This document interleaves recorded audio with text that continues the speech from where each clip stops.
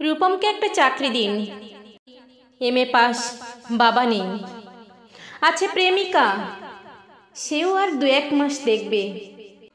তারপর নদীর এপার থেকে নদীর ওপারে গিয়ে বলবে, রূপম আজ চলি, তোমাকে মনে থাকবে চিরদিন। রূপমকে একটা চাকরি দিন, যে কোনো কাজ, পিয়নের কাজ হলেও চলবে। তমালবাবু ফোন তুললেন। ফোনের অন্য প্রান্তে যারা কথা বলেন তাদের যেহেতু দেখা যায় না, সুতরাং তারা দুর্গেয়। তমালবাবু মামাকে বললেন, রূপমের একটা চাকরি দরকার। মামা বললেন কাকাকে, কাকা বললেন জ্যাঠাকে, জ্যাঠা বললেন বাতাসকে। মানুষ জানলে একরকম, কিন্তু বাতাস জানলে? প্রথমেই ছুটে যাবে দক্ষিণে, সে বলবে দক্ষিণের অরণ্যকে, অরণ্য বলবে আগুনকে। আগুন গেল আলামুদ্দিন স্ট্রিটে, আলামুদ্দিন ছুটল নদীকে বলার জন্য। নদী এসে আছড়ে পড়ল উপকূলে। সমুদ্র হিমাচল বলে উঠল, রূপমকে একটা চাকরি দাও, এমএ পাশ করে বসে আছে ছেলেটা। কয়েক মাস বাদের ঘটনা।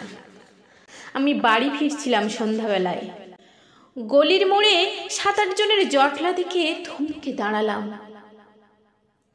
জল থেকে সদ্য তুলে আনা রূপমের ডেড বডি, সারা গায়ে ঘাস, খড়কুটো, হাতের মুঠোয় ধরে থাকা একটা 1 টাকার কয়েন।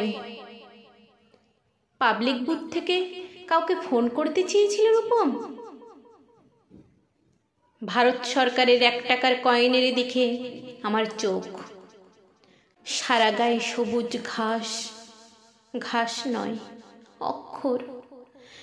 এমএ পাশ করতে একটা ছেলেকে যতটা অক্ষর পড়তে হয়, সেই সমস্ত ব্যর্থ অক্ষর ওর গায়ে লেগে আছে। একটা ছেলেকে কেন আপনারা এমএ পড়ান? কোন আহ্লাদে 8খানা বিশ্ববিদ্যালয় বানিয়েছেন? তুলে দিন। এই কথাগুলো বলবো বলে ফোন তুললাম উপাচার্যের। ফোন বেজে উঠল, ফোন বেজেই চলল, ফোন বেজেই চলল। 20 বছর ধরে ওই ফোন বেজে চলেছে, আরো 20টা বছর বাজবে।